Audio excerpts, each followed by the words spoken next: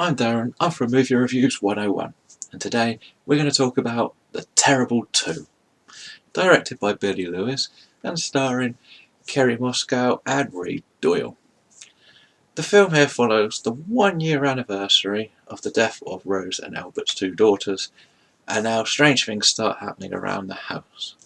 So we're finding ourselves in a stage where we have both the two characters trying to deal with this tragic event in different ways.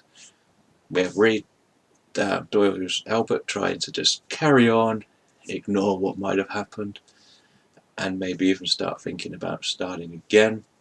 Well, Rose has become quite attached to the toys and is struggling with these couple of days. So the thumbs up. The idea is great. We know this is going to work because any character as broken as these two should be are going to be easy targets for a demonic evil force. It plays into horror perfectly. This is something that could happen to people, minus the supernatural. So we have an idea that works and has a lot of promise. The film being set in one house works because this is where the tragic event happened. This is where they're still having to live. And yeah, well, that's all you can really put to this, but instead of it being them hustling and bustling in their day lives, everything horror happens in the house because that's where they've suffered. But sadly, that's going to be it for white thumbs ups. Yeah, I know this is harsh. I don't like criticising low budget movies. But thumbs down. Right. For me, I said I like the idea. And we've seen this idea where the husband and wife are dealing with grief plenty of times. I enjoy seeing where these movies go. They are always difficult to watch at times, but we usually focus slightly more on one character. Where this movie tries to focus on both parents, we don't get enough time to focus on each one's separate little branch. Like with Rose, she's in the house all the time.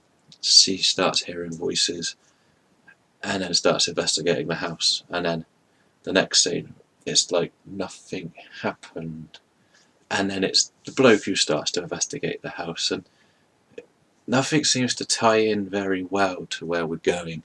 If we'd focused slightly more on one, we could have followed her investigations of the house, but then the father, Albert, starts leaving recorders out to see if that voice is picked up, and then that's his storyline.